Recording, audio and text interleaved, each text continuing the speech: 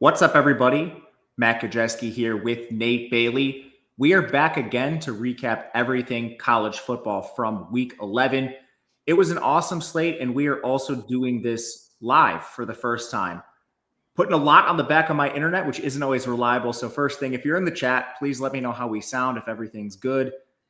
That's the first thing. Nate, it was a really fun slate. Not the best for me as far as betting goes. But I think overall excitement level, it's hard to come away without anything but just great takeaways. What did you think of the week and how did it go for you? Certainly not the best betting weekend for me either. Between Friday and Saturday, I ended up going 9-9. I had a couple games that saved me from near disaster there, but overall, super exciting slate. Couple good spots that we found, a couple not so great, but looking forward to talking about everything here. Yeah, it was a 7-11 week for me, which actually was a little better than I thought it was going to end up.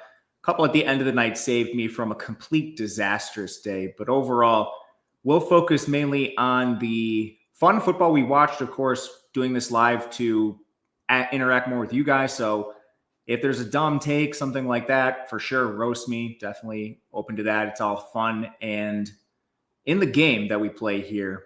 But overall, man, I think we got to start today in the Big Ten after SEC was a little non-competitive for the most part. And it was the first time in a couple of weeks the Big Ten really showed out with some amazing games. I know your Hawkeyes were in action. Indiana played Penn State. There's some other weird results in the depths of the Big Ten. But what do you say we start there? Anything you want to get into before we get going? No, that sounds good to me right there. All right, we'll start this off. Let's start this off with your Iowa team. Not to immediately get into that, but it was a tough game overall. I'll kind of let you go ahead and take it away with the Hawkeyes and what you saw in the game, and I'll try to fill in some color from there. Certainly a tough loss. I actually did bet the Hawks twice. I bet them at 6.5 and also plus 4.5. So I was happy about that. Tough loss. Definitely losing at the last second like that hurts. Couple things about the game as a whole, though. So obviously we look at that last possession. Oregon go down the field. They have that huge completed pass to set up that field goal with, I believe it was 7 seconds left on the clock once he hit that. Couple key spots, though. Obviously, 18-16 being the final score. That bad snap in the first half really ended up costing us because, Oregon got a safety from that. The 2 points here was the difference in that game. And also the Caden Weechin fumble down at the 16, which ended up giving the Hawks 3, but we definitely could have converted to 7 points there. But Gronowski had a good game.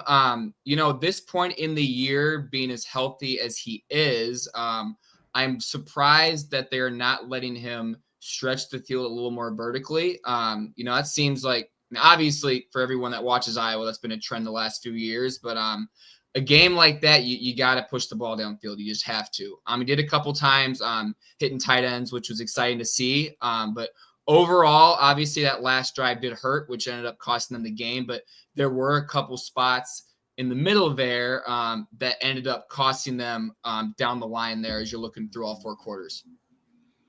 Yeah, it was a weird game. The box score doesn't look kind to them at the end of the day, but I don't really think that's doing it justice.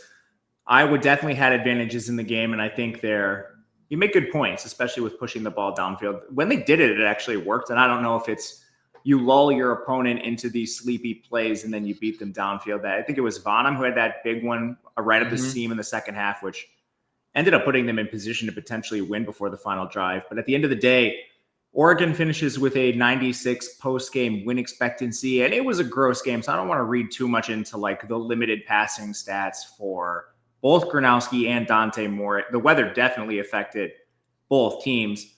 The real difference in the game to me was the trenches, and it's the first time I've seen Iowa bullied a little bit on both sides of the ball. Now, they still had a very successful rushing day.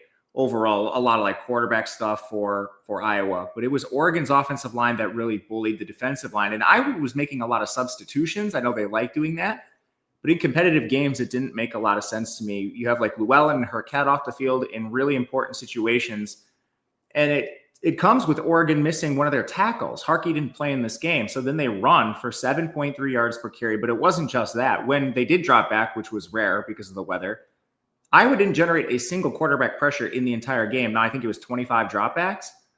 But that's just not something you're used to seeing for Iowa. So I don't know. Why were they substituting so much? That's a really good point that you bring up there. Obviously, you're trying to keep guys fresh in a game like this. You're playing a top 10 team. Weather, again's not great. You got guys slipping and sliding all over the place out there. But again, with the pressure, that last drive, you had to put pressure on Dante Moore. They did not blitz one time on that last drive. So I was very surprised. I'm surprised Phil didn't decide to call something up there. But, not being able to pressure the quarterback if he has all day to sit back there and throw, Dante Moore is good enough to make plays all day like that.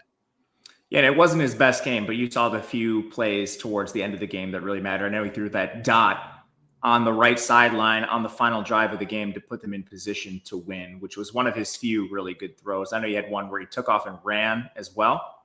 But anything else on this game? I think Iowa's fine. Playoff chances are probably dead here. Oregon's still alive, obviously. Indiana and Ohio State in the driver's seat of the conference. And we'll talk about everything else, like ACC and Big 12 continually taking losses, I think opens the door for a fourth Big 10 team. So they're going to have opportunities from here on out, but still kind of looking towards the top, I think, this team right now. What do you think? Oh, I mean, in terms of their playoff chances, they're looking pretty grim. But I will say, as a program, looking at that game, seeing Oregon on the schedule between the years of 22 through 24, the past few seasons, that would have probably been a 3 or 4 score game by the final whistle there. So it was a competitive game there. I mean, they're playing these top 10 teams a lot closer. But again, obviously that doesn't really matter in the grand scheme of things. But as a program and as a team this year, they do certainly look much improved, especially on the offense. Yeah, and we spent some extra time on Iowa. Nate's a big Iowa fan. Oregon's still definitely alive in the grand scheme of things. Tough win for them. Very hard place to play. And certainly the elements took them out of their designed game, at least how they typically play on a given week. Not to mention, down Kenyon Sadiq, down to Corian Moore. Gary Bryant got hurt on the first drive of the game, so they're playing with 4th and 5th string wide receivers as far as wide receivers, 6 and 7 on your depth chart. So a little bit tough for them. Hopefully they can get healthier. I don't know how you have your bye week and guys get hurt in practice. They lost 3 starters during their bye week, which was a little interesting. But let's go to the other Big Ten game that was at the top of mind for a lot of people. Maybe not to begin the week, but as the game went on, it certainly was. Indiana, Penn State comes down to the wire. Indiana had a crazy go-ahead touchdown at the end of the game with Omar Cooper dragging the feet, and they get a 3-point win. The post-game win expectancy was 52% in favor of Indiana. Both teams exactly dead even at 5.3 yards per play. Some of the weird stuff in the game. Penn State did fumble on their own 24 early in that game, which was an immediate Indiana touchdown, a short drive there. And then they threw an interception on their 35, which resulted in a field goal. Now, Indiana threw a pick of their own. They sort of lost all momentum pretty early in that second half. And then Mendoza, he does this once in a while where he tries to play hero ball. He threw an interception that almost was very costly for them. But that's kind of the weird stuff that we saw in the game. What did you see here? Did you think Indiana was the rightful victor? I think Indiana definitely was. I will say, though, impressive performance, though, by Penn State. You're looking at a game like this now. You're hosting the number 2 team in the country. Motivation is certainly a question. We started to see a glimpse of why Penn State was ranked so high in the preseason. Good to see guys like Singleton, Katron Allen get after it back there. This was the Penn State team, too, that was also down 20-7 at one point. So you could sit there, tuck your tail, just give up entirely, but they continue to fight to the final whistle. That last catch by Omar Cooper in the end zone was – you kind of just got to tip your hat and congratulate him for that one. That was unreal. That was one of the best catches all year probably. Again, I've said it a million times before. I wasn't too high on Indiana going into the year, but I certainly will give them the respect they deserve now. Mendoza is easily a top 3 Heisman candidate. I personally didn't bet this game. This was one of those I like to call information gathering games.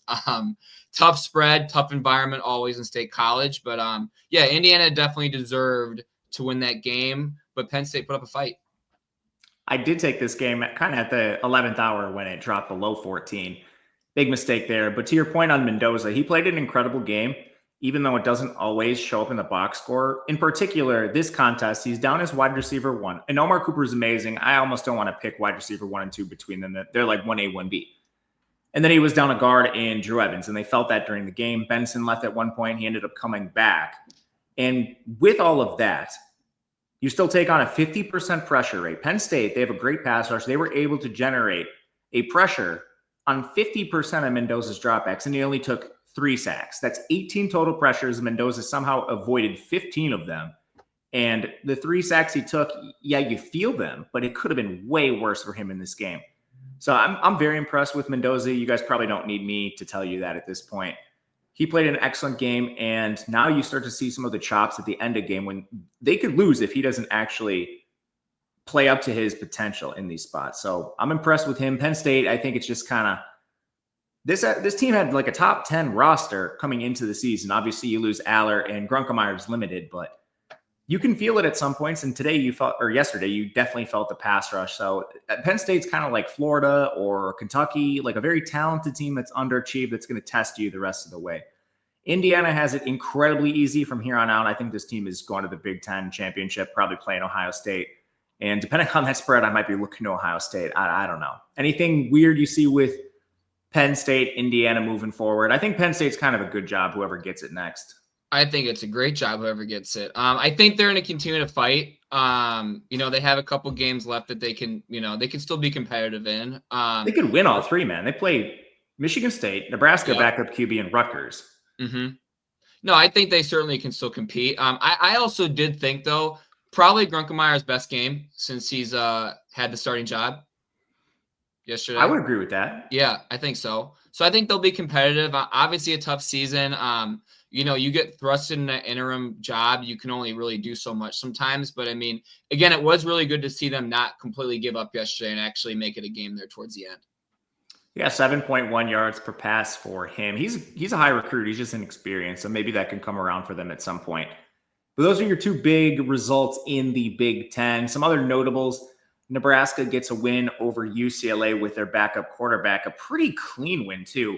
And the weirdest stat I saw in this game was 13.7 yards per pass attempt. Who is this TJ Lateef guy?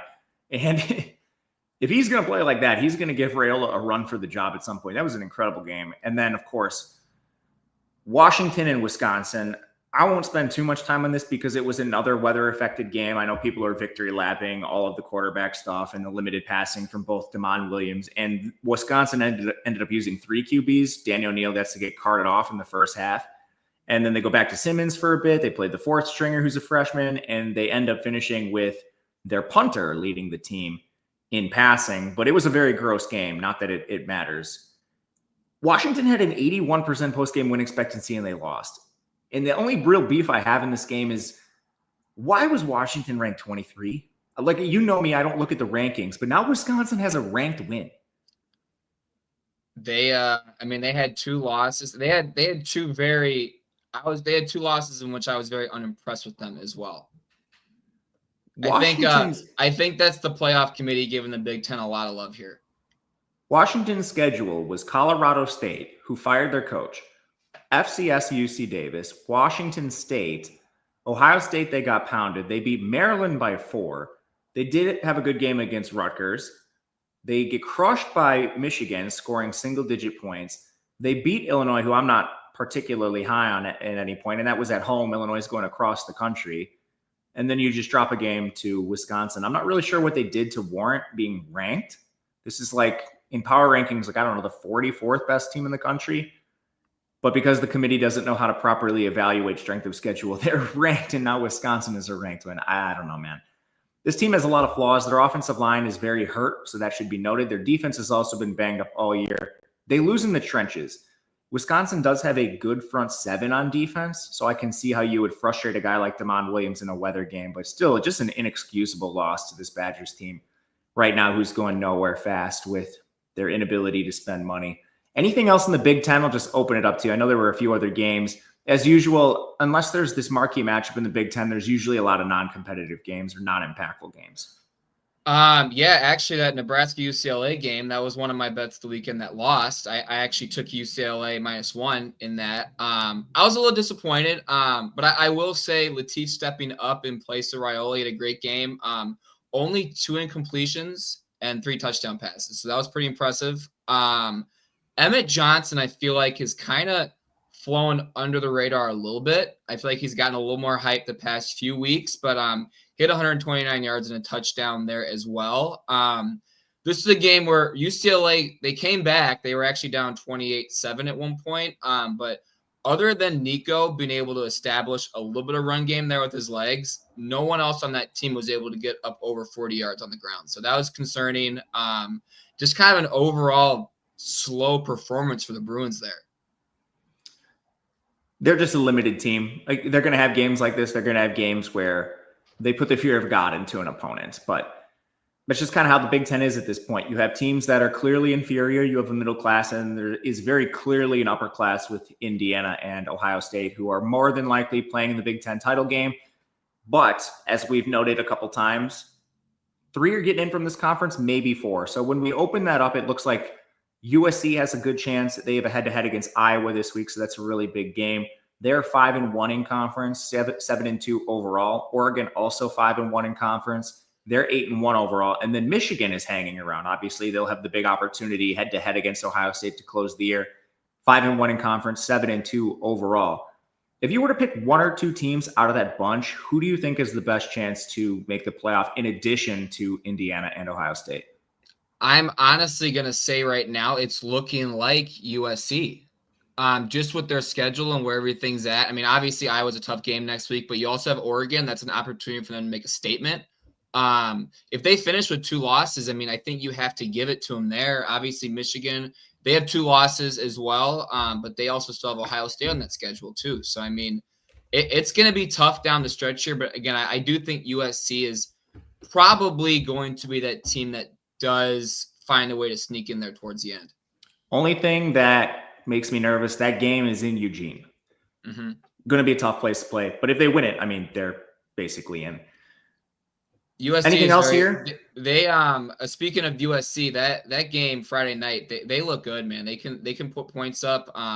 They're big, and when their defense needs to step up, they do. That score was nowhere near the way it seemed for 60 minutes there. They look pretty impressive right now. They do. I think both those teams look impressive. Jacoby Lane, Mekhi Lemon are very elite receivers. They're hard to defend. The only team that really had a lot of success there was Notre Dame, and they just put a shadow on Mekhi Lemon and made Jacoby Lane beat them. And it wasn't enough just because the USC couldn't hang in the trenches, but they did stop Mekhi Lemon at some point. But it's, all right, you dedicate extra resources to Mekhi Lemon. USC has a lot of skill players that can beat you. Even though it didn't end up in a win, it was nice to see Jacoby Lane have a good game in that contest. Let's go to the SEC. It was kind of a sleepier day. There were a lot of teams that were not in action, and then Ole Miss played an FCS team. So I think the best game was probably Auburn-Vanderbilt coming into the week, and then it certainly lived up to expectation going into overtime. I thought this game was going to be cooked. I don't know what Hugh Freeze had this team doing before he got fired, but they come out with a backup quarterback who played at Stanford last year, who was awful at Stanford last year, and he's just running the ball, moving the ball down the field on Vandy. Vandy's down multiple scores in this game. And then they somehow crawl their way back via Diego Pavia's wizardry and elite offense and a lot of big plays. And it kind of ended up being the same thing we've seen with Auburn throughout the year. Their pass defense lets them down. So you get Vanderbilt winning a game in overtime. I saw a crazy stat. In games where Vanderbilt allowed 38 points, which this is going to be the case for most teams, they're now 1-106 in the history of their program. So they just got a crazy, improbable shootout win, even though they had a positive post-game win expectancy. What'd you see here? So the thing with Auburn, so this team is 4-6 right now. They have 1 double-digit loss to Georgia. And then this is their 2nd loss in overtime. So, I mean, it's not that they haven't been in games this year. That could be flipped. They could be an 8-2 ball club right now. So, I mean, tough loss. Vandy finds ways to win. Another impressive outing by Pavia and company. This team was down going into things here. They jumped out to a 17-3 lead for Auburn, actually. Also, both teams absolutely tore it up on the offense. So Auburn had 563 yards compared to 544 for Vandy. So certainly a shootout kind of game here, but good teams find ways to win. Vandy did yesterday. It was impressive. They seemingly do this every week, and it's kind of a masterful game plan how they're able to mask their deficiencies. This offensive line is not very good, and somehow Pavia still averages 11.4 yards per pass attempt. They run for 4.6 on the ground. Now, Auburn did crush them on the ground with a lot of quarterback runs. Vandy is just able to outlast these teams with Diego Pavia pending. You keep waiting for it to end, but it hasn't. And, looking forward for these teams, Auburn's schedule is basically over. Their season's lost, but this is a good job. It's full of 4- and 5-star talent. Like Cam Coleman had another awesome game. He had back-to-back one-handed catches. I believe one was a touchdown, one was a 2-point conversion with both hands. Well, he had the right hand and he had the left hand or whatever order it was. Just insane productivity for him. Coming into the game, like Jeremiah Cobb, actually, the running back for Auburn, had an amazing game through the air. He had 5 catches coming into that game. I'm just perplexed as to what Hugh Freeze had this team doing throughout the entire season. And, he starts a 17-year-old center. Instead of doing that in this game, they move some guys around on offense. Just perplexing that Auburn continually hires these awful coaches. You go like Harsin, and then you go to Hugh Freeze, man. This is a winnable job. Their willingness to spend money and acquire talent, plus being in the heart of the South, man, it is a good job. I hope someone awesome gets it coming up next. I guess anything for them moving forward. Vandy probably on the outside looking in for the playoff, but they got to win out, and they definitely can. 2 lost Vandy's probably getting in. I'm just not sure if they get there. It is always interesting to see here. We've obviously seen a lot of coaches being let go throughout the season, kind of more than ever, at least from what I've seen, at least in the middle of the year. And seeing these programs, kind of flip the script and come out and just play harder and, look like a complete 180 from where they were a week ago is certainly something to be impressed about sometimes. I mean, like they play absolutely down to the wire here. And it's good to see a team who's been struggling, obviously had to make a change, goes out there and fights. And, obviously their season's going to be what it is at this point, but for the program, that's always still good to see. Yeah. I mean, what an indictment on the previous coach. And I guess positive reinforcement for you firing a guy immediately. Like the first game without a coach, they immediately look better. We've seen this with like UCLA, UAB. So it happens more than you think. I know a lot of times in the betting markets, it's viewed as a negative. Maybe it shouldn't always be. Other results in this conference, again, it was a kind of a sleepy day in the SEC. Texas A&M beats up on Missouri. I didn't really look into that too much. Missouri had a 3rd-string quarterback. He's a freshman. He's a 4-star. You make your first start against Texas A&M, man. Like, what did you expect was going to happen? And I thought Missouri actually held their own for a while. Some of the A&M scores were wild in this game. Like, A&M is faking punts up to scores in the second half against the 3rd-string freshman quarterback. Like, Elko is ruthless, man. What ruthless behavior he was out there doing to poor Missouri and drinking this game. Anything you saw there, A&M's on a warpath, man. But I'm trying not to get too caught up in the hype. Yeah, they certainly are on a warpath. The fact that they are still undefeated at this point in the SEC is incredibly impressive. They had that one long touchdown for Concepcion. It was a screen pass, but it was 48 yards there in the second. A&M was up 21-0 at that point. Missouri at that point, they pretty much just got the doors blown off up by then. But the Tigers, they still got some things to be excited about. I think Ahmad Hardy still matters. Obviously, it's going to be hard for them to compete where they are with the quarterback situation, but, just another dominant performance there for Texas A&M. They recruit quarterbacks well. In the long term, their coaches boosted the program. I mean, you're on your 3rd stringer. He's a 4-star, which is brilliant for a team like Missouri who wouldn't have had that in the past. And their track record's pretty good at development. Pribula looked great. Unfortunately, we didn't get to see Horn much. He got hurt in the first game. But before that, they turned Brady Cook, not the best prospect, into somebody who was very productive and actually had a cup of coffee in the NFL. I'm not sure if he's on a practice squad or something right now. But yeah, to your point on A&M, it's not like it's been an easy road. SEC has not been full of juggernauts, but you played Notre Dame in non-con. And no one is an easy opponent in this conference. So they've got Texas coming up. Like, it's not going to be easy. But right now, they're sort of building in this wiggle room where they could probably take a loss and still make the conference title at this point with Alabama at their heels, which is where I want to go next. The key to the SEC this week, or the theme, was you have these quarterbacks that came in with so much hype. NFL first round hype. This is supposed to be a generational quarterback class. And then they get benched. And the first one was Garrett Nussmeier. There were reports coming pregame that this was viable. Obviously, Brian Kelly's gone. No one on the staff is really tied to Nussmeier, I guess. And then it actually happened in the game. I just like, I didn't believe it was possible, man. I didn't. But another bad game for LSU. Obviously, you kick a couple field goals and you lose by double digits to Alabama in a pretty sleepy game. But I think the story is just like Nussmeier getting benched. I couldn't believe it. I couldn't believe it either. I did bet LSU plus 10, so I was certainly disappointed. It was tough. Yeah, that one was a tough loss there. Here's the thing with the Nussmeier benching, though. If you bench your quarterback with the assumption that we need to start producing more on the offensive side of the ball, you need to let your backup quarterback, then in that situation, to push the ball downfield. That play calling, once he was benched, was incredibly conservative. And you're just not giving yourself a fighting chance at that point. You know, I mean, at that point, why even bench the guy? You know what I mean? I don't think the infrastructure is very good for LSU to begin with. That offensive line is really young. It's very hurt. There are a lot of 4 and 5 stars, but they had to paper over it with transfers. The Brian Kelly recruiting has not been great. And I mean that in terms of like retention. You've had to go to the portal 2 years in a row heavily, and it hasn't worked out. And you're viewing that at receiver. And I know Nick Anderson went down in this game, but even the homegrown players you've relied on have been incredibly disappointing outside of Trey Green. And he's just such an athletic alien because he's a 6'8" and plays in the basketball team. It's hard to defend him. You can't run the ball. That's partially an offensive line problem.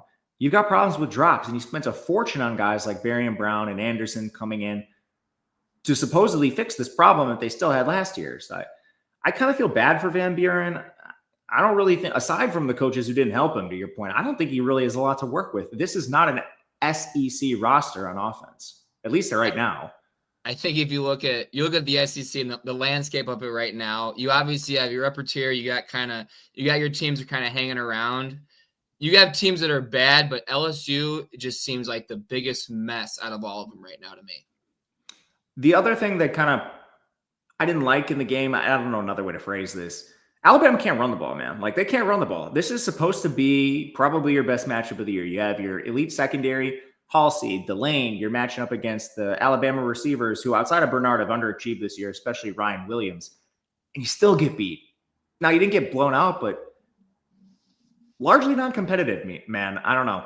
Are you concerned with Alabama long-term? Because I think I kind of am, man. This team is really struggling in the trenches on both sides of the ball. They can't run, and they didn't really do anything this offseason. You lose Haynes. He goes to Michigan. You double down on Jam Miller, who had an average year. I don't know if it's the broken collarbone early in the season or what it is. He's not having a good year at all. You have not been able to turn your elite recruits at the position into anything worthwhile. This team can't run. I think if you face a team that has a good defense with a strength up front at some point, like, this could go sideways for Alabama. And I'm a little surprised it hasn't yet. This team does have 2 wins on the year with post-game win expectancies below 50%. So they're barely winning some of these games, and they've been fortunate, I think, to get to this point. Anything on Bama for you? Takeaways long-term? I'm concerned. I'm certainly concerned. This is a team they found ways to win, which is good. You like to see that. But at the same time, to your point, if you can't establish a run, I can't expect Ty Simpson to carry them throughout the rest of this regular season and through the playoffs. Like obviously this guy, certainly top 5, you can probably argue top 3 Heisman candidate right now. But they can't rely on only him to get them to where they need to the rest of this year. So certainly concerning. The defense has been pretty good in a lot of spots here, so I wouldn't be too worried about that. But the fact that they can't establish a run game at all right now is incredibly concerning. I'm still a little worried about the defense too. 120th in pass rush efficiency, 47th in run defense efficiency. Like, What does an Ohio State offensive line do to this team or something like that? Those are hypotheticals for down the road. Right now, Alabama firmly in the driver's seat to play Texas A&M. In the conference title, those teams do not have a head-to-head, so they both control their own destinies. Only other result of note was Georgia against Mississippi State. Man, Georgia's offense is on fire right now. 8.8 yards per attempt for Gunnar Stockton, 6.9 yards per carry. I've been sort of thinking that the offensive line coming together as a fully healthy unit has unlocked this offense. What do you think here? They decimated Mississippi State, and I know Mississippi State lost Blake Shapen in the game. That needs to be noted for sure, but Blake Shapen plays offense. This Georgia offense has been unbelievable the last couple weeks. I certainly think Georgia has fixed all the issues that we have seen, any issues that they have had throughout the first part of the season. They are certainly on a warpath right now. Gunnar Stockton is playing out of his mind. One thing to note, though, Lawson Lucky injury. Seems like he was okay. He was out of pads there after he got hit in the head. But he should be fine. But that is something we'll also have to keep an eye on here as we go through these next couple weeks. Georgia has a pretty easy schedule to close once you get past Texas. Charlotte and then Georgia Tech. They're one of these weird teams that has an imbalanced schedule because of some rivalry stuff, like they play Georgia Tech to close the year. So they finish conference next week. And after that, you have a really good head-to-head opportunity against another potential playoff team in Georgia Tech. And that's kind of a key game for me just in the grand picture of things, because after incurring a loss, Georgia Tech 8-1, they're still going to make the ACC championship unless something crazy happens. But as far as the college football playoff rankings, a one-loss Georgia Tech heading into that game is very different than a two-loss Georgia Tech heading into that game. Let's say Georgia beats the brakes off them in the final game of the year, and then you have them still making the ACC championship. A loss there kind of shuts the door on Georgia Tech making the playoffs. So this is kind of a tenuous situation for them. I guess we'll get there in a second before I get ahead of myself, but huge game coming up. You have anything on Texas, Georgia that you're looking for in the upcoming week? Anything that you want to see? I haven't picked a side yet. Certainly for Texas, obviously, we all know this Arch Manning story this year, but he has been playing better the past couple of weeks. So I am looking forward to seeing how he's going to perform.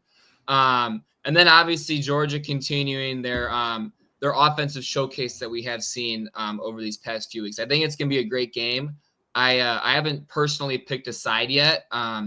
I'm probably leaning more towards a Georgia side, but probably will be our best game of the weekend as we're looking towards next Saturday. Yeah, you got that game in Athens. So awesome game to look forward to. Texas, they've got a hard schedule the rest of the way, and obviously not in action this past week, but they've got Georgia, then they draw Arkansas before they close the year with A&M at home. So you see the picture unfolding in the SEC with A&M and Bama in the driver's seat right now. A&M and Bama. Obviously, Bama has the head-to-head over Georgia, which gives them the tiebreaker for a potential SEC playoff berth.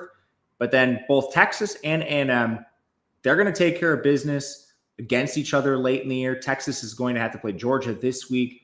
So while Texas is still sitting at 5-1 in conference, wouldn't be terribly surprised to see them drop a game. We didn't talk about Ole Miss in this segment because they played Citadel. But, man, I think these head-to-heads within conference kind of open the door for a sneaky Ole Miss to potentially make the SEC championship if there's just cannibalization out here. They finish against Florida and Mississippi State. They're going to be favored pretty heavily in both of those games. I'm somewhat interested in like Ole Miss long shots if you want to look for one of those in this conference, but kind of opening this up to the entire SEC championship and playoff. I guess what do you see in this conference? Who are you looking at as potential sleepers or favorites to either get into the title game or the playoff? Because I think Ole Miss is a little sneaky.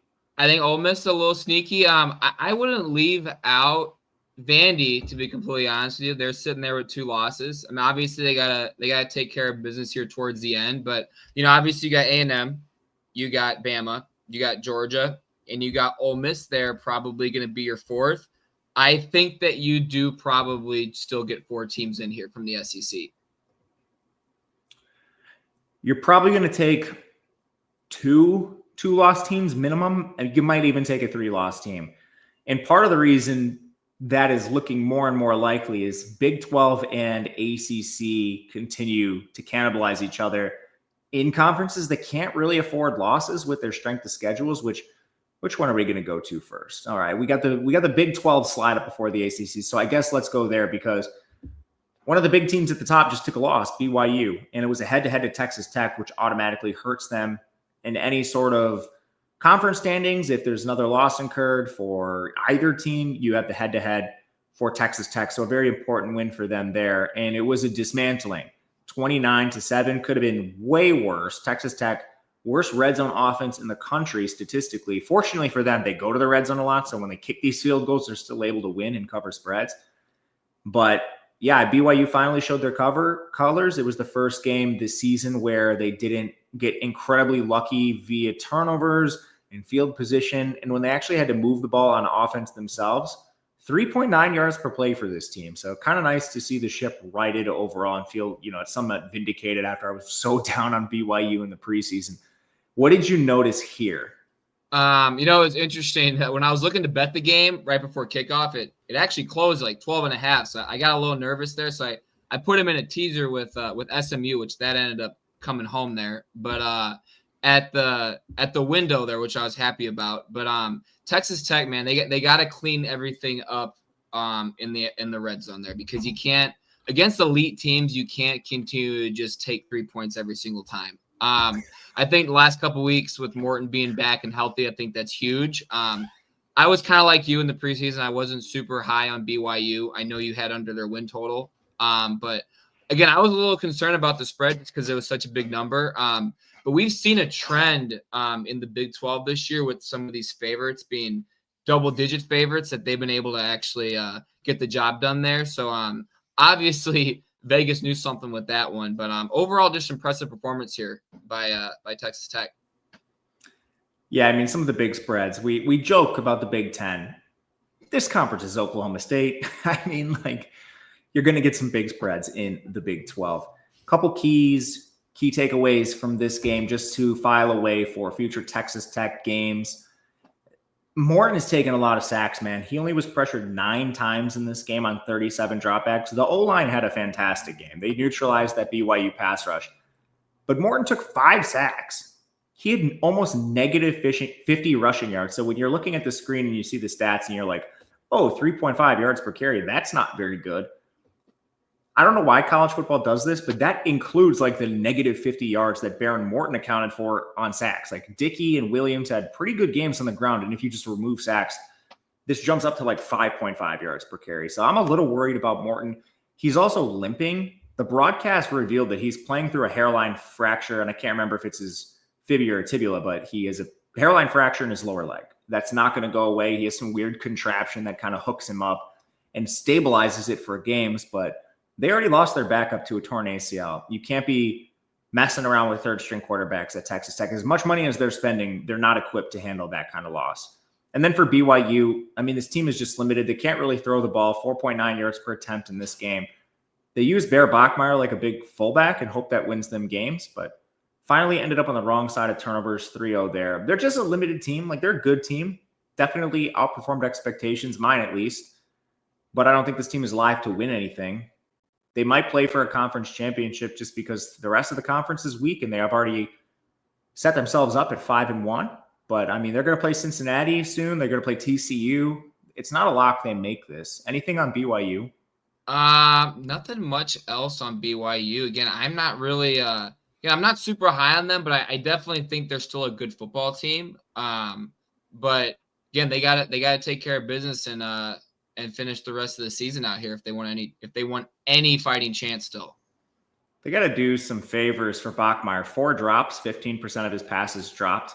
Now that was a problem for A&M too, and Texas Tech, and that's been a problem for them throughout the season as well. So kind of where we sit at the top with that awesome head-to-head, BYU just really struggled. Another big one was on Friday where Houston barely squeaked out a win against Central Florida. Electric game. The bounce house is incredible. I'm glad this game kind of got its own little standalone spot, sort of, so we could actually see what it's like at the bounce house. But Houston survives 4 turnovers. Wegman really tried to lose this game, but they still finished with an 81% post-game win expectancy. UCF has had so many quarterback injuries. They just can't throw the ball right now. And you see 4.5 yards per attempt in this game. They had to go to a fourth stringer at one point, just kind of a dead team. Houston, this team is somehow still alive. This team is currently 8-2. Anything on this game or Houston moving forward? 8-2. Yep. Very good job by Willie Fritz this year. So far 8-2. You're alive, and obviously chaos is going to ensue in the Big 12. That's what we were going to expect coming into this year. 3 interceptions from Wegman did not help. This team was actually down 10-0 at one point in the game, but that interception in the end zone to seal the deal there was huge. So they're able to escape. Again, the bounce house, like you said, it's always fun, always a very tough environment to go into for a night game like that. Impressed with Houston so far this year. I didn't bet this game. I just wanted to kind of sit back and enjoy it, but very impressed by this team so far. I had the under in this game. Obviously, that did not go according to plan. And did have Texas Tech, so sort of wash that out in the Big 12. It was a little bit of a sleepy week in this conference. Outside of that, a lot of the big teams were off: Arizona State, Utah, Cincinnati. So the other semi-big games were TCU playing Iowa State. Iowa State gets an upset win with a 47% post-game win expectancy, but TCU continually does this. They've had a real problem with turnovers this year, and their quarterback has been one of the main culprits. Coming into the week, he only had 6 interceptions. I know that was a public talking point, only has 6 interceptions, but Iowa State's forcing all these interceptions in this game. He was towards the top of the country in turnover-worthy plays. Like, he was trying to throw picks, they just weren't converted, and then somehow against an Iowa State secondary down 4 or 5 starters, they are the team that ends up getting more turnovers. So they get a win, play spoiler to TCU a little bit, who's most likely dead. Arizona beats Kansas, I think, shutting the door on any sort of upstates there, but I don't have much else for any of those teams. They're all pretty much dead to do anything in the playoff from here on out. So I guess I'll just open this up to you for the rest of the Big 12. And if you don't have anything on those games, feel free to go right to championships, playoffs, whatever you think. Yeah, I mean, the only thing I really have about TCU is that loss was devastating. That took them out of any sort of contention here in the Big 12. If we're talking championship, talking futures here, obviously Texas Tech right now in the driver's seat. I don't really think BYU's dead entirely, but you got teams looking in like Cincinnati, Houston, even Utah right now is still alive. So, I mean, next few weeks here, obviously Texas Tech's got to get the job done, but there's 4 or 5 teams that are able to still kind of make this a season here. That loss was good for Utah, but it's still BYU has the tiebreaker over them. So BYU has some close games, competitive games coming up. They play a head-to-head against Cincinnati. That has impactful consequences. Cincinnati is still sitting at the top of this conference. They only have 2 conference losses, so that would be a really big head-to-head. If they beat BYU, that puts them with a head-to-head immediately over them. They can control their own destiny a little bit. Houston's played the easier schedule so far this year, and I'm not sure it's going to be something that they can overcome. I mean, I'm surprised they're at this point. But you play TCU and Baylor, so they're mainly inconsequential games, but Houston's probably going to be a dog in one, if not both. So they are going to need some help, I still think, at this point. And then you mentioned Arizona State, Utah. Those teams are still alive. That BYU loss was big for Utah. It sort of opens the door for them because they don't have that head-to-head, which it's going to be important moving forward. It's just a conference where all these teams have sort of beaten each other, like someone has a head-to-head over someone else. So how these last few weeks shake out is going to be really important. I'm not really going to bet against Texas Tech, I think, at this point, and I'm not sure this is more than a one-bid league just because of how many losses everyone's incurred already. You would need some combination of, like, I think Texas Tech to come in with 1 loss, and then whoever wins the BYU Cincinnati game not to lose another game the rest of the way for them to even have a thought at 2 teams in here. Any disagreements? No, I don't disagree one bit. I actually do hope Utah finds a way because that is my only that's my only conference future that I actually have right now. But it is going to be tough here down the stretch with everything. They're going to be big favorites, not big favorites, reasonable favorites in their last 3 games. You got to go to Waco, play Baylor, you draw Kansas State at home, and then you play Kansas to finish the year. They'll probably be somewhere between like 3 and 10 points in all those games, one as favorites. But yeah, weird conference. You want to go to the ACC and the crazy outcomes in Yeah, this conference? that was My a God. wild Saturday in the ACC. All right, which one do you want to start with? We got a lot of them. Let's start with let's talk some Wake Forest. Okay. Wake Forest gets a win over Virginia, 16-9. Virginia's starting quarterback gets hurt immediately. Chandler Morris is down. They go to Daniel Kylan and still finish with an 80% post-game win expectancy. How did they lose? They had 3 turnovers, 2 strip sacks. The only sacks given up on the Virginia side the entire game, both of them were strips. So Kylan plays a relatively good game. He's evading pressure. Most of it's not getting home, but the 2 times it does, they end up being strip sacks and giving the ball to Wake Forest, who could not move the ball at all. They were reliant on these field position changes. 3.2 yards per play for Wake Forest. They were gifted a victory in this game. Just an unbelievable result. And what a tragic result for Virginia, who everything was in front of them.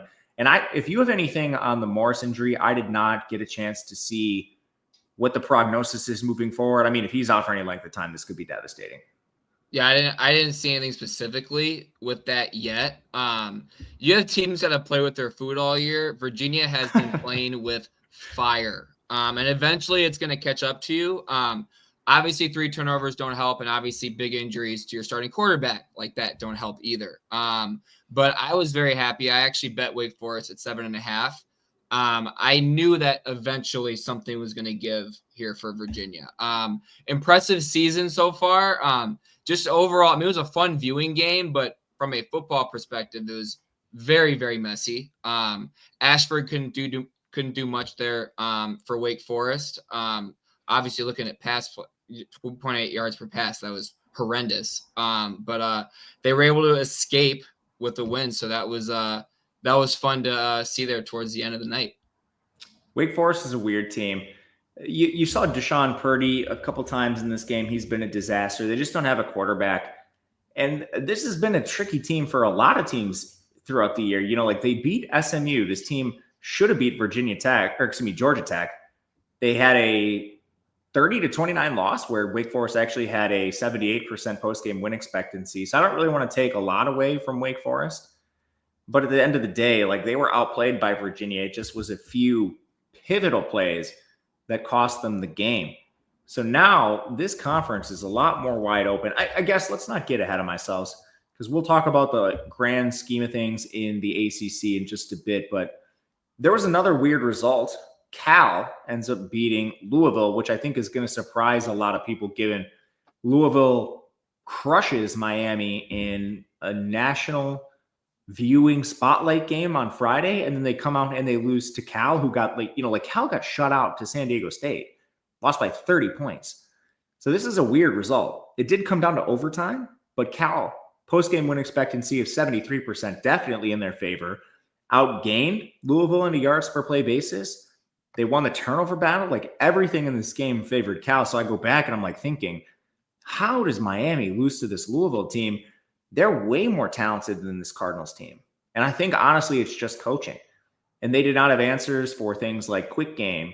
And Cal did. I mean, like, sometimes coaching really does matter in these games where you are facing a more talented team. We saw that when Louisville beat Miami. And I think we just saw it again with Cal upsetting Louisville. What'd you see here?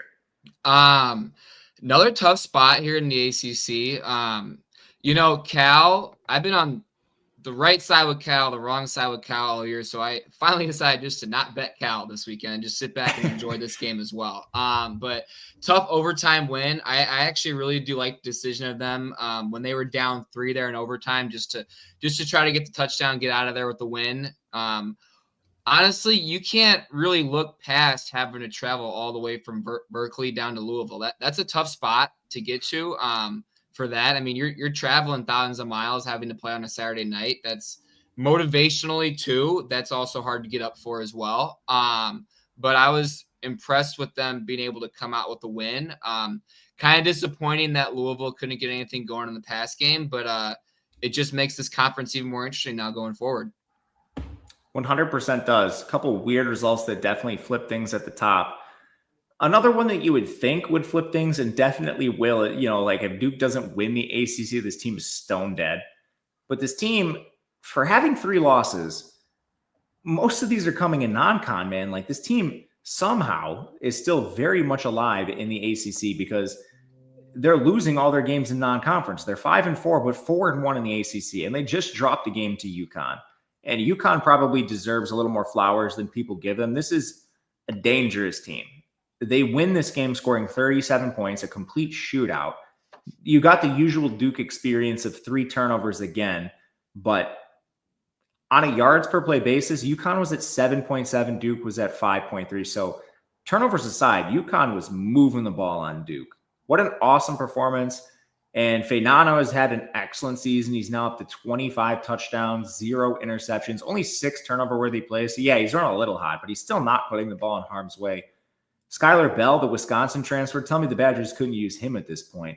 His receiving yardage prop was like 121 before the game started. Just incredible offensive efficiency coming through those 2 guys. Anything from Duke, UConn? I was just impressed with the Huskies. I was impressed with the Huskies, disappointed with Duke. They've been competitive in some games this year too, but I mean, a lot of them have been more of that shootout-oriented type of football. And they, again, 3 turnovers is you're not gonna win a lot of games like that at all. Impossible to, especially when Duke was coming into the year so hurt on defense, like no Terry Moore. They just don't have answers. Like Chandler Rivers can't do everything by himself. So when you face another quarterback that can throw the ball in offense, that can move the ball aerially on you, you're going to be in these shootouts. And then it puts a lot of pressure on a guy like Mensah. He's awesome, but 1 turnover can cost you a game. And in this case, it took 3, but it still ended up costing them the game. It cost them a game against Tulane. It's cost them multiple games. Illinois, they could have won all 3 of these at this point. I firmly believe that. Georgia Tech was the same thing for this Duke team. But at the end of the day, they've won conference loss, man. Like this team, with all the losses that were taken ahead of them this week, there's a path. It's not a clear one, but there is a path where this team has 4 losses, but they make the ACC championship. I don't know. I don't think it happens, but it's possible. It's tough because everyone doesn't play each other. But if you look at the standings right now, we got Georgia Tech up top. We got Virginia, Pitt, SMU, Duke. Whoever comes out alive there at the top just has to take care of business the rest of the way forward here with 3 weeks to go. One head-to-head we do have is Virginia-Duke this weekend. That's a big game. Huge game in this conference. Obviously, going to knock off one of the 1-loss teams. Someone's coming out of that with 2. You mentioned Pitt. They play Notre Dame this week, which isn't technically a conference game, but that would knock Pitt from, hypothetically, let's just say they lose their 10-point underdog and Notre Dame's already taken money. That would bring them to 7-3, which would kind of erase them. SMU is sort of a sneaky team hanging around in the wings here. The Wake Forest loss definitely doesn't help them by any means, but 1 conference loss for them. They have a head-to-head against Louisville, not this week, but the following week. They're actually on bye. So that would be a solid win if they could actually knock off that team. But kind of wide open here. I don't know, man. I sort of think the winner of this Virginia-Duke game could be at least making some noise down the stretch here. Pitt, for sure. Pitt's tough. They play a head-to-head against Georgia Tech and Miami. I think Pitt's dead just because, like, your last 3 games for Pitt, like, my God, who made this schedule? Notre Dame, Georgia Tech, and Miami? Holy That's smokes. by far the hardest in the conference the rest of the way forward. And this is kind of why, like, a Miami's not dead. Or Louisville. Mm-hmm. They're both 7-2. And, yeah, there's a lot of weird stuff in this conference. There's not many head-to-heads, but based on the results we've gotten, like there are paths where Miami and Louisville aren't entirely dead either at this point. So I don't know, man. This is kind of the new age Big 12. This is nuts. There's like 7 teams that could legitimately make it. Miami looked pretty good yesterday too. Last thing, I'll lump these 2 conferences together. I think all the L's have sort of opened the door for both Big 10 and SEC 14 playoff. Because, like, dude, there's going to be a 2-loss champion, I think, from one of these conferences at least. If you get a 2-loss in the ACC, you're definitely just getting one in, I think. Well, there's only 2 1-loss teams in the Big 12 too. BYU and Tech. So I don't know, man. I think we're getting a little thin on the multi-bid ACC, multi-bid Big 12 as they cannibalize each other. But anything else on those two conferences? Otherwise, G5 spotlight next. Yeah, nothing else for me here. Okay, we thought last week was big in the G5. This upcoming week is insane, but don't want to turn that page just yet. We had Tulane play Memphis, and there was sort of a sweat before the game even started. We didn't know if Brendan Lewis was going to play, and he plays. This guy is tough as nails, dude. He could not move on the ankle. He could barely stand on it. He throws for over 300 yards. Wasn't enough against Tulane. This was after he got benched the week before. Retzlaff comes out and throws for over 300 yards himself. Tulane wins 38-32. Post-game win expectancy of 84%. Retzlaff averaged 13.8 yards per pass attempt. I did not think he had this in his bag at this point, but great win for Tulane. Their season's hanging on a thread, and they get a good win over Memphis, which this was a result that was needed to kind of shake things out in this conference. What'd you see here? Disappointing for Memphis. It was, they kind of had an opportunity to really make a good case here for the playoff, and they did kind of blow it there. I mean, obviously they did yet, but very impressive performance by Tulane. Both teams playing pretty clean football here. Just a good shootout. Phenomenal coaching job past few years by Summerall. I think he's definitely going to be a name in the market this upcoming offseason. I tend to agree. I almost would guarantee he gets a job. There's just so many openings for a guy that had this much G5 success, but kind of sad for Memphis. I was really excited for them. They get a chance to sort of get back on the horse this weekend. They play East Carolina. I'm a little worried. East Carolina's a 3-point favorite in that game, which is nuts to me. I was almost going to take Memphis, but dude, I don't know about Lewis, man. He looked pretty brutal out there. No fault of his own. He's just hurt.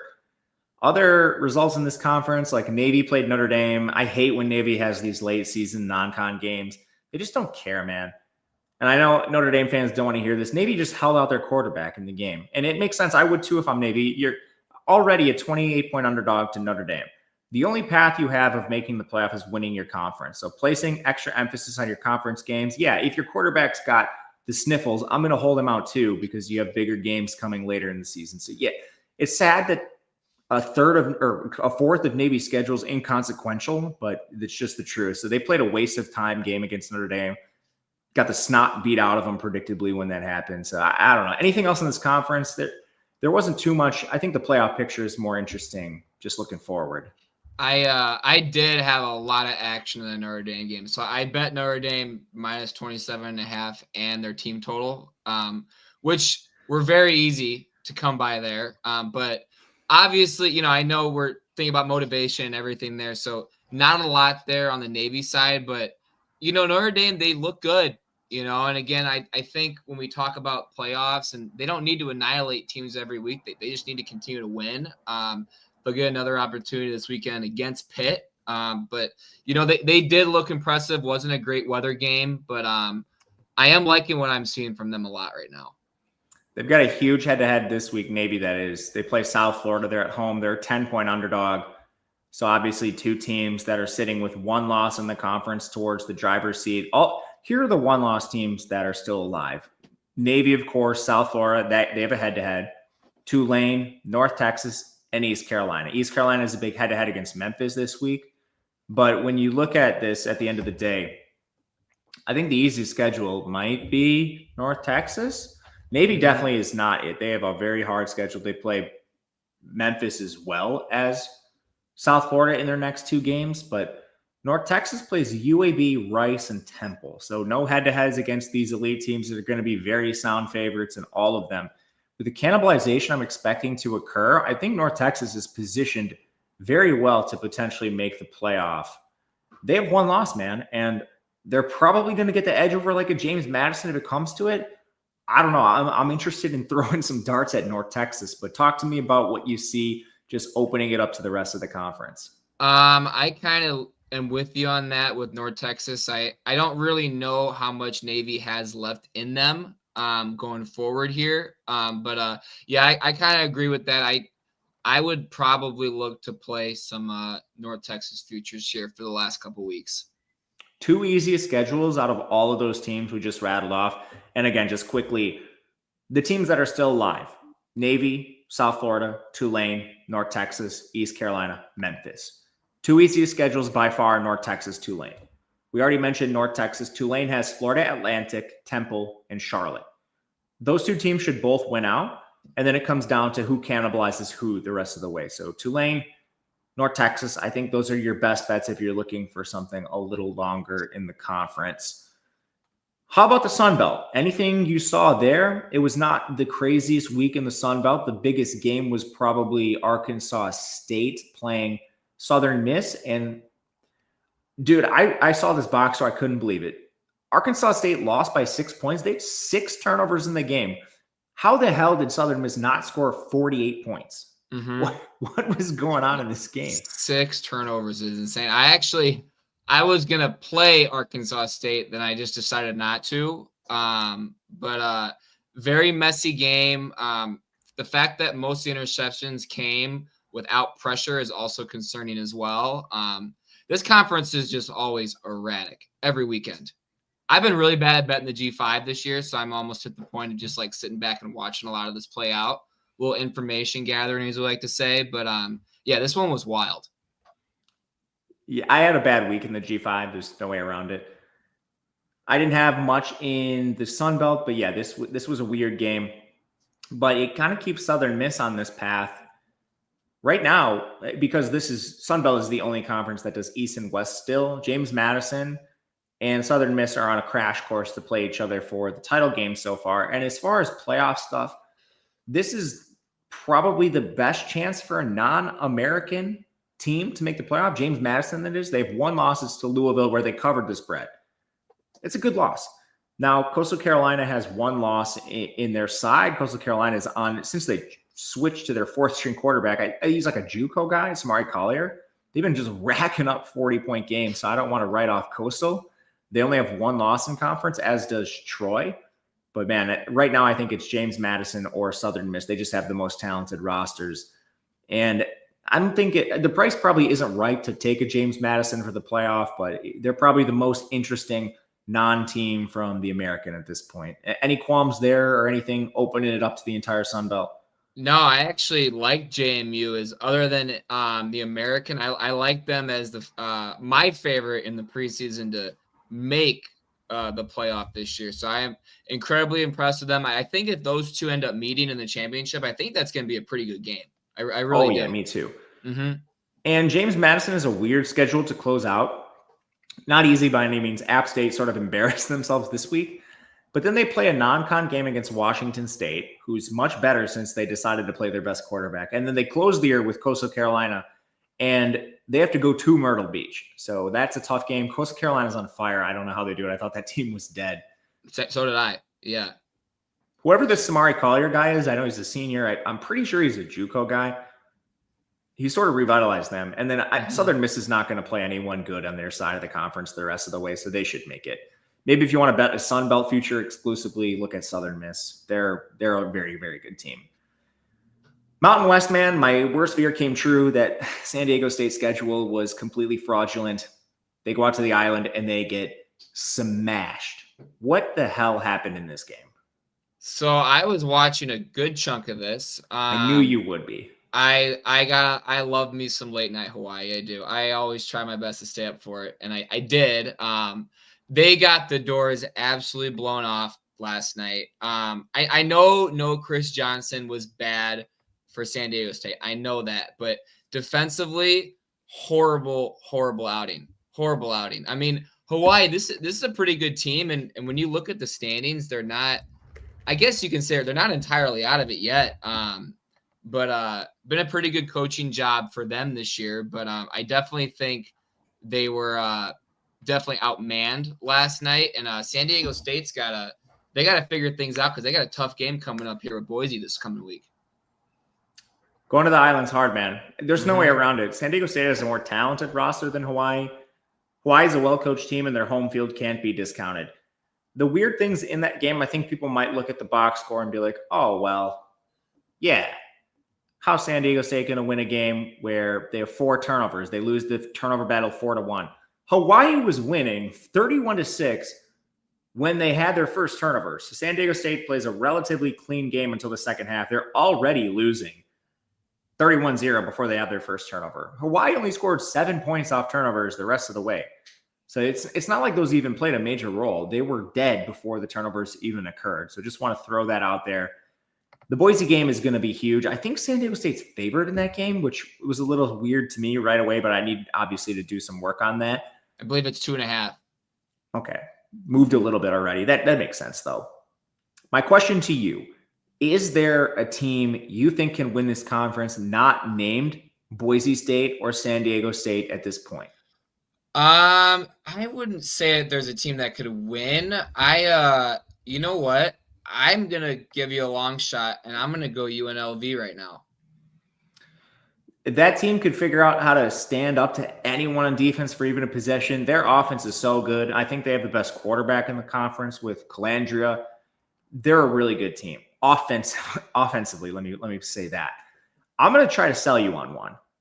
I think New Mexico under Eck is live here. You close the year against Colorado State Air Force, arguably the two worst teams in the entire conference. And then you have a head-to-head against San Diego State that you get at home in the final game of the season. I think this team could potentially make it, depending on, obviously, the Boise State game. In this situation, they need some tiebreakers, of course, and they need to win the head-to-head against San Diego State. But obviously a Boise State win against San Diego State would help them a ton. But this is a really talented team playing well. They have a head-to-head over UNLV too, which is important. So I'm a little interested in New Mexico. What do you think? I can get behind that. They are 6-3, so they got to win the conference. But yeah, they're an interesting team. The big stuff in the MAC is going to go down this weekend. The best game last weekend was Miami, Ohio, and Ohio. That came down to the wire. It was 24-20. Ohio gets a rightful win, but everything was very close statistically in that game. There wasn't too much noise.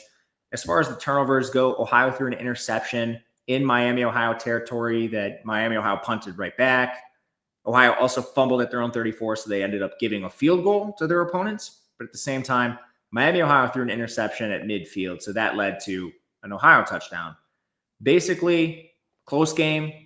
Could have gone either way. I bet Miami, Ohio lost by a hook, which was a little painful, but it kind of is what it is. The bigger games in this conference are this week, where you have basically all the good teams showing down against each other. Western Michigan plays Ohio. Buffalo plays Central Michigan. Toledo plays Miami, Ohio. Those are your top 6 teams in the conference. They all play each other. Anything you saw last week or looking forward to this week's MACtion, which is going to be the best of the year? Man, I was right there with you. I bet Miami, Ohio as well.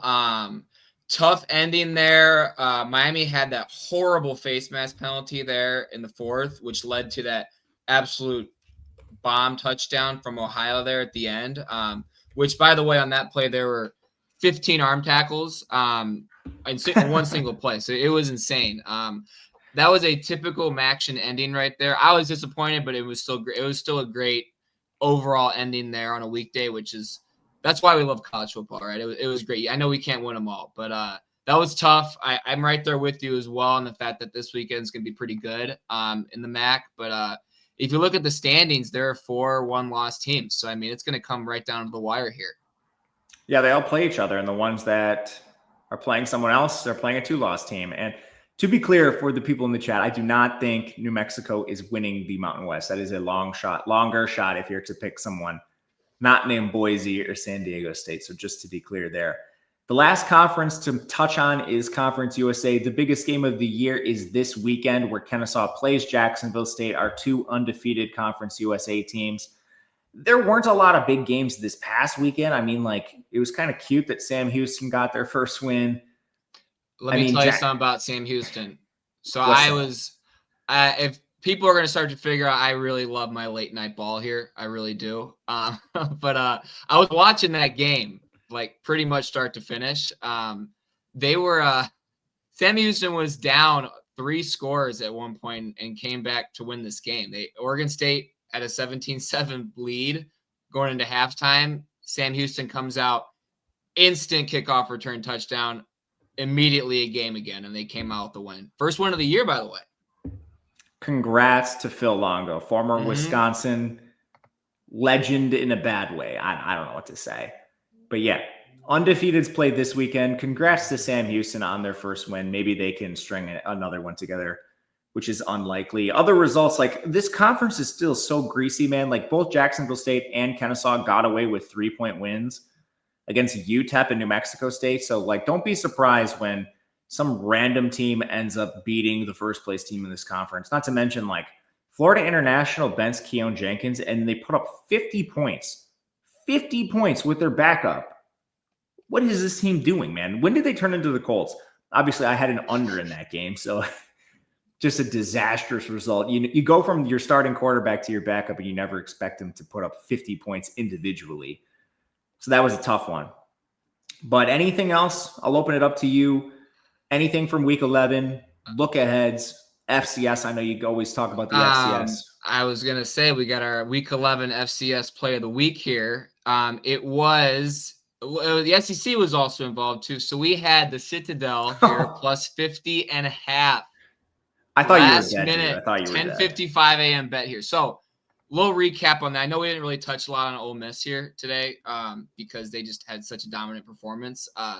I'm not one that really likes to go on narratives here, but you definitely look at those huge spreads for one, motivation, second half, and beyond in those games, right? So, Ole Miss was up 35 at the half, 35-0. I was like, instantly, I thought that was going to be dead, right? But they definitely slowed things down with no help to the Citadel, but they did get a cover without scoring a single point. So that was my singular FCS play of the week. Aren't they an option team? They are. It's so fun. I don't watch a lot of FCS. You're my FCS guy. So it's so fun. It was one of my other buddies was talking about it, and we were talking about a little FCS this week, and I was like, hey, you know what? I'm liking a little Citadel this week. So that was my one play for the week here. Again, not huge on the narratives, but I mean, if you look at motivation with these SEC games towards the end of November, they love playing these smaller FCS programs. So this is something to kind of keep in mind as we look toward these next couple of weeks. We got a couple more of these that we'll need to keep an eye out for as well. You tell me when they pop up. Mm-hmm. For next week, I have 3 that I flagged ahead of time that are probably going to move. North Carolina, Wake Forest, that's an all-defense game that's going to be slow as molasses. If you can find a 40, I think under that is going to move. Georgia Tech, Boston College, I saw 55.5 out there. This is going to close probably 57 or 58 towards an over. Another one to look at, there's no defense for those two teams. Georgia Tech, their main weakness and what's going to limit them in the postseason is that defense. And then Boston College has no idea what they're doing on that side of the ball. Last one's a Tuesday game. Akron minus 4.5 against Kent State. This is probably going to move through 5 if you're interested in a little greasy action. Obviously, we'll have more information on a lot of these games as the week goes on, but have those 3 flagged for likely line movers early on. And I just realized I didn't say at the beginning, if you were somebody who has a gambling problem, please call or text 1-800-GAMBLER. All right, Nate, tossing it over to you. Next week, this coming week here is going to be a lot of fun. All right. So I think one to look at here, Alabama is currently 7.5 point. Oh, no way. Oklahoma. Mm-hmm. It was 6.5 before we started. I was interested. Already moved one. I think that actually might be okay 10 and below. I think this Bama team is going to dominate Oklahoma. That's also at home. A couple others to look at here. We talked about it earlier. Virginia at Duke. Duke 6.5 point favorites there. USC, not to cut you off, but I did look up Chandler Morris. It looks like it was a head injury, so maybe he would. It doesn't seem long term for him, but sorry, keep going. Oh yeah. That's really good to know right there. USC Iowa, another big one in the Big Ten. Trojans 6.5 point favorites at home there, and then Georgia, big one, 6.5 point favorites against Texas right now. Does that seem like a lot of points to you? It is in Athens, I know. I'm surprised. I thought that was going to open closer to 3 or 4. I really did. It seems a lot to me, but I don't know. I don't know which way that's going to move. You think it's going to move Georgia's way? I think it might actually move Texas' way. Oh, damn. I just looked at the model. It made it 8. 8? Okay. That sounds about right. Yeah. Given the recent play, the only thing that makes me nervous. I like the dogs. I do. I like the dogs a lot next week. I think they're going to score on anyone now. But yeah. Anything else? Chat, thank you guys for coming out. See, there were a few of you. We're trying to do a few more of these live just to talk with you guys throughout the show. So appreciate you all being here. It seems like we made it out without technical difficulties, Nate. I think we're good. It was smooth sailing for sure. All right, guys. Well, thank you very much. We'll be back again next week. But until then, good luck. We'll see you guys next time. Have a good one.